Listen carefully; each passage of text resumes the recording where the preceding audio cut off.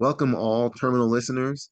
In this episode, we'll talk about the downfall of the New York Mets season and who to trade sooner and later. We'll also get brought up to date on the NHL playoffs, but first, in the words of a bald orange man, commerce.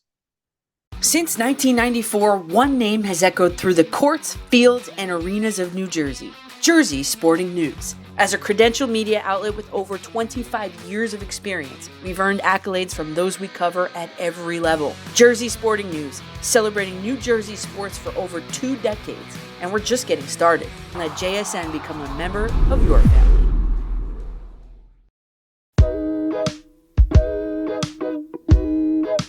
Hello, hi, and welcome again to the Terminal Podcast, where in the end, it's all about the numbers. This is a show about baseball when in season, and even after avoiding a combined no-hitter, thanks to a JD Martinez home run, it's not always baseball season. I'm your host, and we are broadcasting high above Civic Center Station in downtown Atlanta. And tonight, two THS grads will talk about how after 6 weeks, the Mets season is officially over, and we'll do a quick NHL playoff recap. But Chris, the Yankees are 10 games over 500 without Garrett Cole. Is that why you've lowered yourself to allow me to speak about my team from Queens? Um, I don't know if I lowered myself. I got a text message from you said I'm gonna blast my team tonight, and it's pretty much what it said. Well, I mean, they're to any Met fan, they're a painful watch because you don't know, and that's really the problem.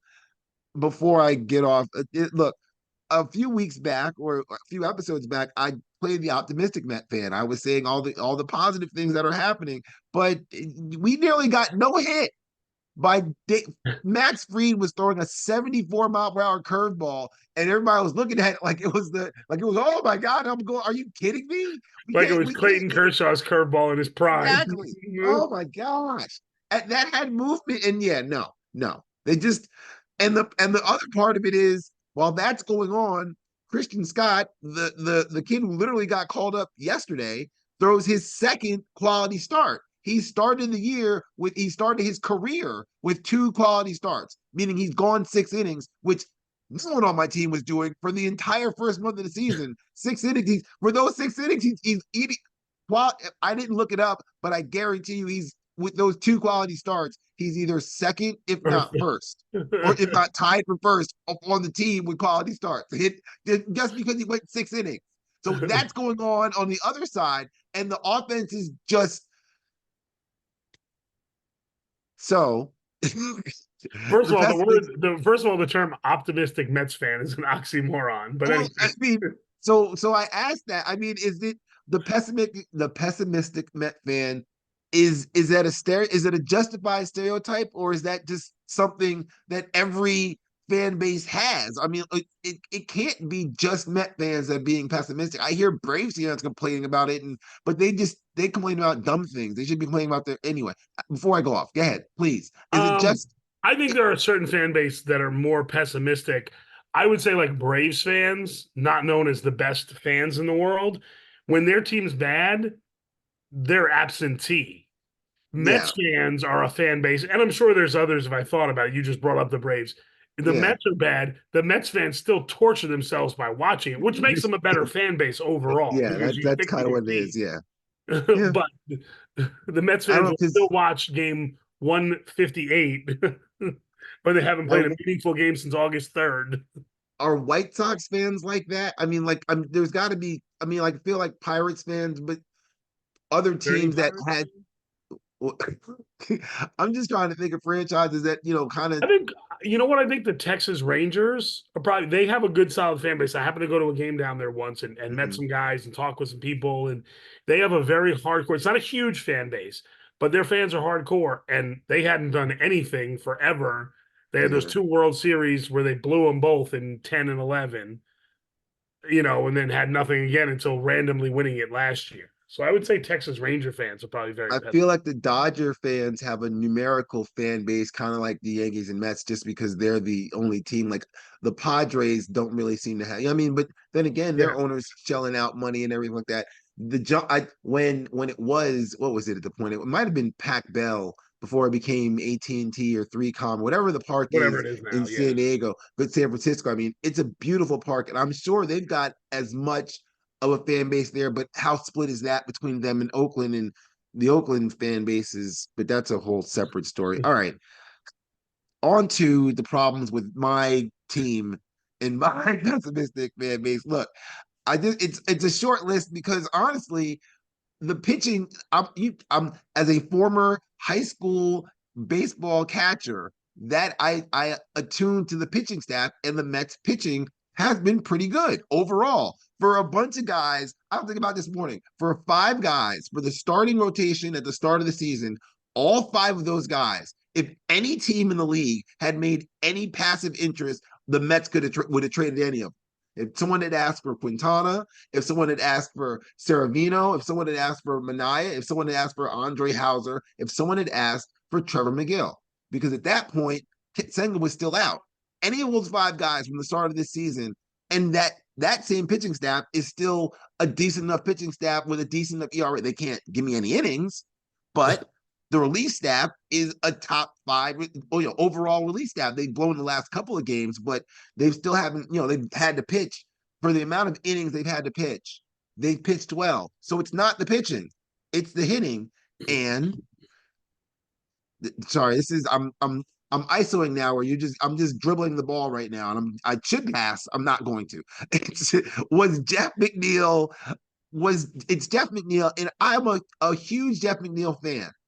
I like the fact he's able to play outfield and second base. He probably could play third base, but he doesn't got, I mean? It's like, but that he has the ability to go all those different places. And he used to be a hitter. I don't know what he is now because he's not hitting. Because he's not. He has to hit at least 280 to be worthwhile with the bat. Because you can find his glove any place else. So was the batting title, which we only have him and Jose Reyes. There's not many Mets who have a batting champion, a batting title. Was that lightning in a bottle? Was it just that, or is the shift really the biggest problem, that he was able to get those little dinks and donks around where they were expected to play him, but now that there is no shift, which doesn't make any sense at all. What you got any answers for me before I Yeah, I think that was the anomaly. That he hit 300 a couple other times, but yeah I mean that would he seem to be. Now let's check this. 1, 2, 3, 4, 5, 6. Oh boy, what was that his contract year? Was that his contract year?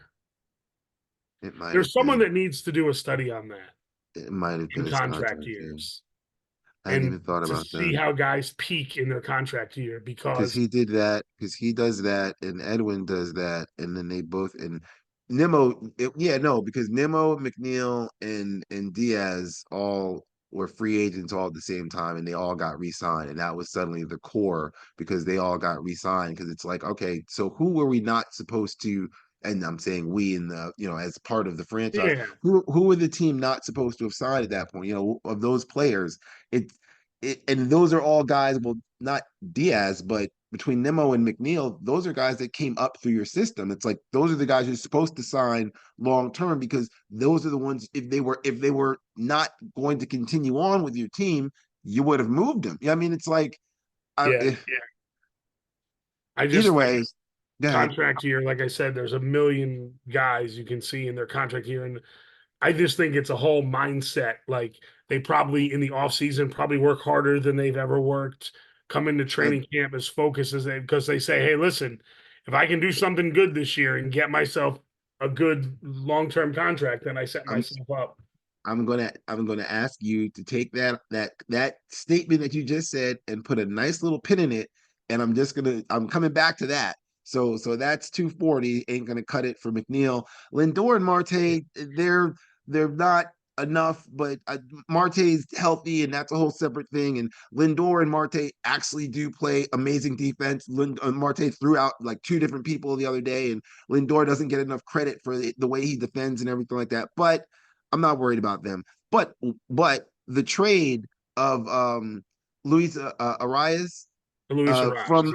yeah, rise to from the Marlins to the Padres, just like last week, shows there's benefits to setting the market, to being the first to trade, because it's an early trade, but they were able to get exactly what they wanted and able to set the market. So this Mets team, for as bad and middle of the pack as they are and everything like that, we actually have a lot of tradable assets. The first and the most easiest one, and what The one you're going to say is not. He's not a tradable asset whatsoever. he's tradable in the sense that we're going to pay someone that will pay the rest of his contract for you to take his body and put your uniform on it, so he's not in our uniform. That's what I'm saying. Someone's going to do that. You can nod your head no, You're talking but about Omar Narvaez. yes, I'm talking about Omar There's no one's Narvaez. going to take him because you'll just option him. You'll So just you don't DFA think him. anybody's? No, Well, no one's I going mean, to take him, so you just DFA him and they pick him no, up. yeah, I'm talking like cash considerations, like who's been No, bouncing around. no one's gonna take a guy who's a below average catcher who it's. I know it's not I that mean, he's listen, the last 5 years, 176, 266, 206, 211, 186. Nobody's trading for that. no, but and the problem was he was supposed to be, his whole thing was he was going to get more time last year when we signed him, because you didn't want Alvarez to to have to be the primary catcher, because he's a kid, he just came up and everything like that, and he was supposed to, was he coming off that his contract year, he was traded off that year where he actually hit for some power, because I remember his whole thing, he's a left-handed bat, he's going to hit for some power. Yeah, no, he's wherever he's got to go as soon as Francisco Alvarez, the Mets second year all-star to be catcher, is healthy. uh Anywhere else, Phil, Omar Narvaez, So, ticket you. So what? so you were talking about tradable assets, and I do Yeah, think you have some. I'm I put together a little list, and I'm going to ask you okay. a question. Okay. Would you say, and I'm the king of the 2-year plan, but Mm-hmm. would you say? Now I know you're looking into free agency next year and signing big free agents. I get that. I'm not, but I mean, you're gonna have Well, to. so what But I'm yeah, saying is, do you think the Mets have a better than 80% chance of competing for a World Series title in 2025 next year? What I'm saying is it it's more realistically 2026, right? 2026 seems more realistic. I think Okay. next year, yeah. Okay. I think So next when year you're is sort looking of to trade, you have to say, would any of these guys be on our team in 2026 when we win the World Series? okay. Now, All right. Alonso's a kind of separate thing because he's, That's where a I was free well, I agent. was getting to. So, but yeah, I'm just going to throw a list out. Don't say anything until I finish the list. okay. Marte, Manaya, Sevi, Bader, Hauser, Quintana, Martinez, Stewart. No, all of them. I was gonna say, yeah, no. Sevi, I if he's gonna if he's My gonna point is you tease can find me, another pitcher to do what Sevi does, and Manaya yeah. and Quintana. I wasn't trying to protect anybody else. I was gonna say Sevi's actually shown me something along what he teased and showed you guys before, and I know that at some point where you're going to need starting pitching in that sense. Right, If he can provide innings of those three guys, of those three starting pitchers of that, that we kind of have in that realm, he's the one I would look to provide innings, in the sense of he looks like he's got a fastball and knows how to use it. He's not gonna, and he gets hit, but he's still gonna throw strikes. He's not, yeah, you're but not gonna be walking me like, oh, in 2 years, those he'll hits are be going to be he'll be harder the and harder. yeah, he'll be my 4 or 5. He'd be the end of the rotation kind of guy. But Right, yeah, no, I don't know if Manai, I don't, yeah, but right. So what no. I'm saying is, the 4 starting pitchers, if anyone asks you for them, you fucking Oh trade yeah. them. Oh yeah, yeah, yeah. And then your other guys that have value, Marte has value. Yeah. Um, Bader has value if you're looking for a fourth outfielder, if you need a defensive replacement. Like, say you have a good outfield and you're looking for a fourth outfielder, because Bader plays a great defensive. Yeah. Oh He's a yeah. defensive replacement late in a playoff game. And And he Martinez and Stewart are both guys that provide a little pop off the bench. So again, if a team's just looking to elongate their depth, have a guy to come off the bench to pinch hit and hit a home run. So those are the guys, I think. mm-hmm. Yeah. And listen, you trade any one of them. You don't say, "Oh no, I don't think." No, No, you want to trade them? no. Here, have them. Yeah, and that's my thing. But you just named a bunch of guys that can go and play on other major league teams that are tradable that we have and that we haven't talked about. We're going to have to add X, Y, Z from the minor leagues with this guy. No, this guy's good enough. He's a major league baseball player that Right. another team might covet enough that we could say, hey, we'll take so and so from your double A team or Yep. this guy from your single A team or something like that. I'm not saying we're gonna get No, anything no, no, from no. it, You're but getting single and double A and but cash. we're That's not we're not going into our cruddy system to have to move guys. You know what I'm saying? That's the correct. whole thing. And that is the difference. And I don't think people it's little things like that that are, as far as I'm concerned, are big differences where we can move people at the trade deadline. We can play around and say, hey, maybe this guy's suddenly available. And then suddenly the cash that you have with the whole big bank but I don't want to get excited about the trade deadline. But I will say the one thing everybody will get excited about is what I've kind of put the pin in, what you put in before, which is Pete Alonso. Uh, Famously hired Scott Boras as agent, and that leads with all the things that he's a Scott Boras client is on the team hitting behind him now. He's got the protection that everybody's always said he's needed and everything like that. He's Pete Alonso. He's the favorite Met in the world right now. I've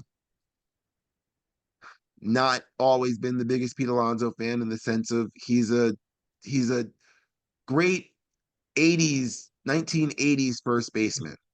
He's I'm not where I'm not asking him to hit 265. I don't he can hit 230 because he's going to hit those home runs and knock in those RBIs in RBI situations. He's going to be an RBI guy. Like that's going to be what he's going to do. Pete Alonso doesn't do that though. He doesn't hit the sac fly. He doesn't hit to the opposite field when necessary to move a guy over. Little things like that, which score runs. If he was doing that, and as someone who watches every one of these games painfully, he's not doing that.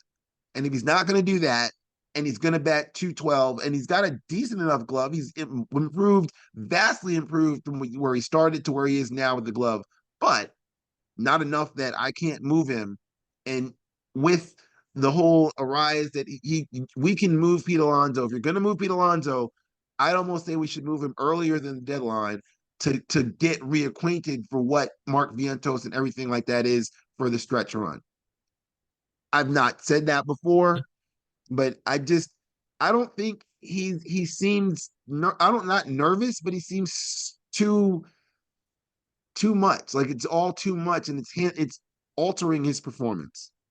Well, I mean, you're on I'm, 1980s train talking about sacrifice hits and hitting the other way and that well, it's bullshit, not. which nobody does. It's not But sacrifice hits. It's. There's a runner at third base. There's less than 2 outs. You right. are the cleanup hitter. This run has to score. That's your job.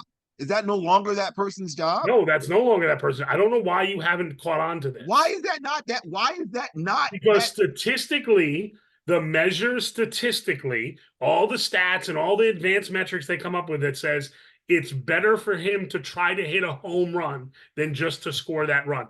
I don't understand how the numbers work, but that's what they've come up with. That's what the mathematicians have done.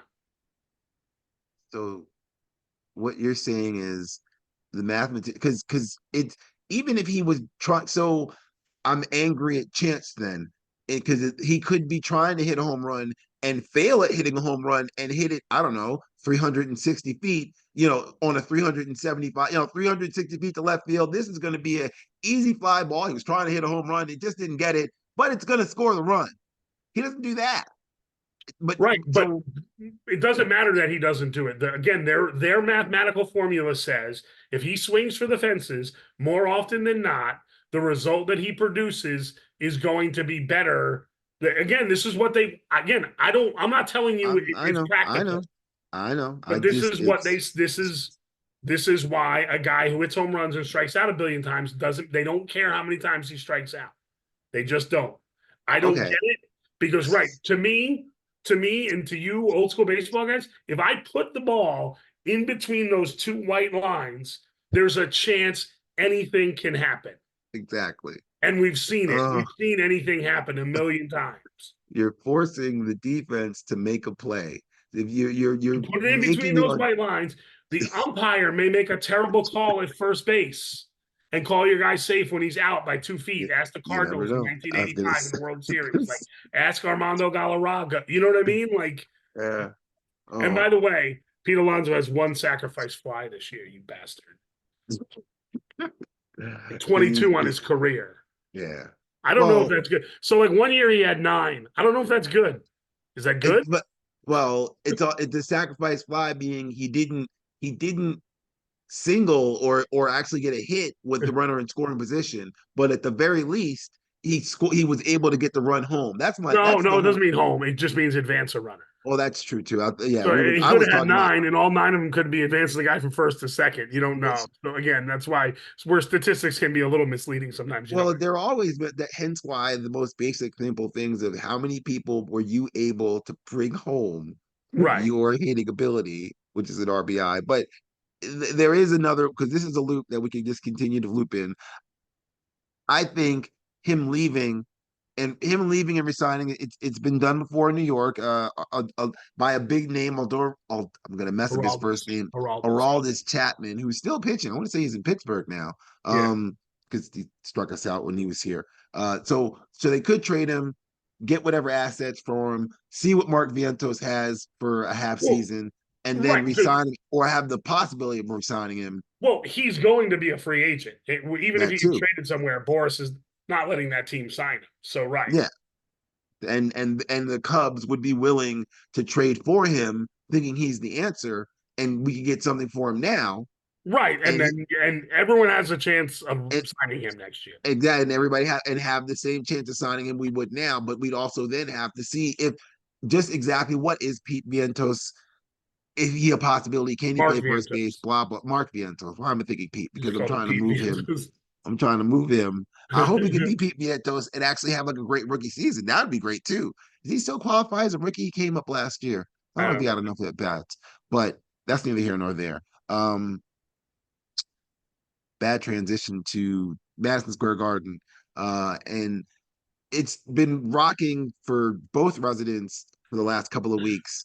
Uh, the Knicks one day, the Rangers the next. I'm remembering back a couple of weeks back, we talked about the NHL preview playoffs. So I'll ask you, tell me what's going on with the Rangers and their quest to break the President's Cup jinx, right? Yeah, that's a whole nother issue. But they lost their first game of the playoffs last night, 4-3. Um, Okay. so they're up 3-1 in the second round series against Carolina, going back home tomorrow night to Madison Square Garden. So And we're into the semifinals of the Eastern Conference. So who's yeah, on the yeah, other second round of the side? Eastern Conference. So I think they're going to win tomorrow. I think they're just Carolina's a good team, but the Rangers are very opportunistic. They have the better goaltender probably overall. He's been playing well. Last night he was I don't know what I say soft goals. They gave him a power play goal. There was a tipped goal that was really good play by Carolina, and it's the first time he'd given up more than 3 goals in a playoff game in his last 30 playoff starts. So Is the other side the Bruins in Florida? Bruins and the Panthers, yeah. And so here's a question. When did the Southeast, Carolina, Tampa Bay, the Florida Panthers decide to become, I don't know, hockey havens? Because all three They're of all those are, very good. They have I was gonna say, great fan exactly. bases in every place. How did that happen? Is it because we got to do something when college football isn't going on? Is that Yeah, I mean, there's a uniqueness to it. I mean, yeah? there's no other pro sports team in Raleigh where the Hurricanes are. I mean, the Panthers are Mm. down in Charlotte and the Charlotte Bobcats, but I don't even know if you'd consider them a professional basketball team. They've been horrible their entire I existence. like the LaMelo guy if he can ever stay healthy, They're but two existences. They're two incarnations of the team. They've sucked. Um, yeah, I mean, and they're well run franchises, and they've been really good. Yeah, they've a been a side haven, option. and don't forget Nashville. Nashville might have the best home ice advantage in all of pro sports.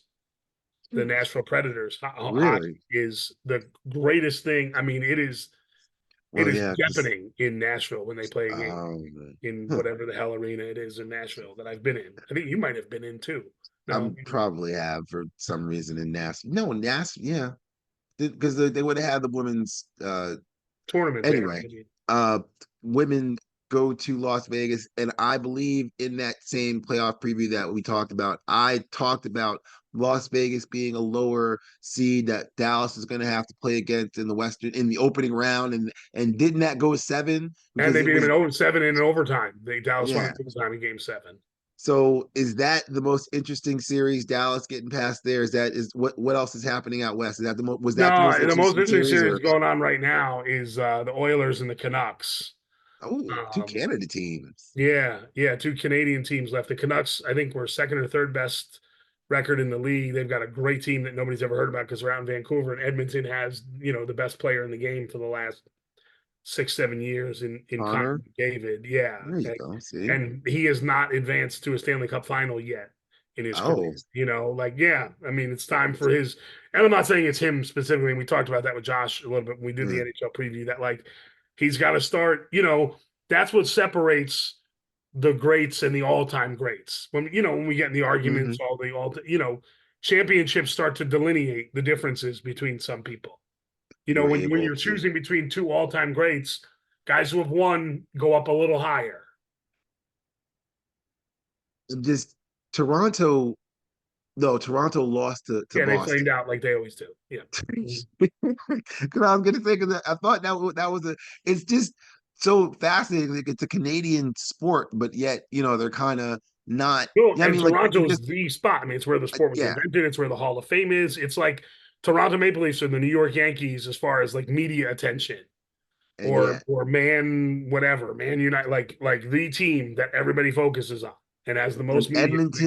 Edmonton's got the whole Gretzky time, and they're good now, Right, and and they've got the Edmonton's an next one. outpost in the middle of And in the middle so of I was gonna say it's what's the province? Alberta. yeah, I was Like gonna say Alberta, not Saskatchewan, but yeah, Alberta because Toronto's Cal in Ontario, the biggest province, the most popular province, and they close haven't to they haven't won a cup Detroit. since 1967, Huh.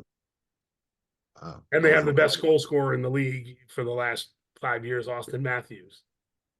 So there's even more people in focus on them. Yeah, Uh, we could continue on about hockey postseason that I know little about, but I'm certain I'll return back to that. We did talk about bad sports films. I'd like to return back to that. Atrocities like the Mighty Ducks 2 and Bad News Bears breaking training. We were talking about that. We were just talking about hockey. So tonight's trivia question will combine both of those concepts to perform Yamir Yager, the Hall of Fame winger who is still playing professionally as we speak. According to Wikipedia, he's in some like Russian league or something like that. I will say he didn't get as much deserved reverence, in my opinion, during his time, in the sense of he was playing with Mario Lemieux. So a bunch of the time in Pittsburgh, I mean, like he got it, but he wasn't as much as he probably should. Or as a hockey fan, you're trying yeah, to shoot me he's down because probably one of the top like 8 players of all time, and for yeah, the first 7 years of his career, he wasn't the best player on his own team. Like, exactly. Um, I've almost been I not, and he might. I feel like they both might be Czech, but I feel like that's Martina Hingis, like because she was a tennis great for a really long, brief time, but she didn't. She was also right before Serena, and there's, I mean, like it was like right after Monica. It was like it was an interesting time, but Martina Hingis won a bunch of Grand Slams, but that's off the other side. She won a bunch. Yager has the second most points in NHL history, he which does. is amazing. But he's part of an even more selective club, the Triple Gold Club.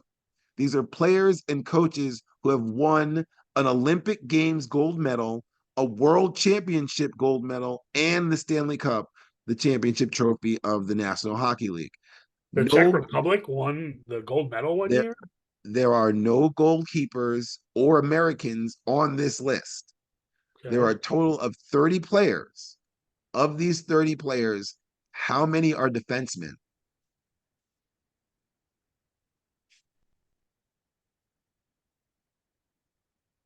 8.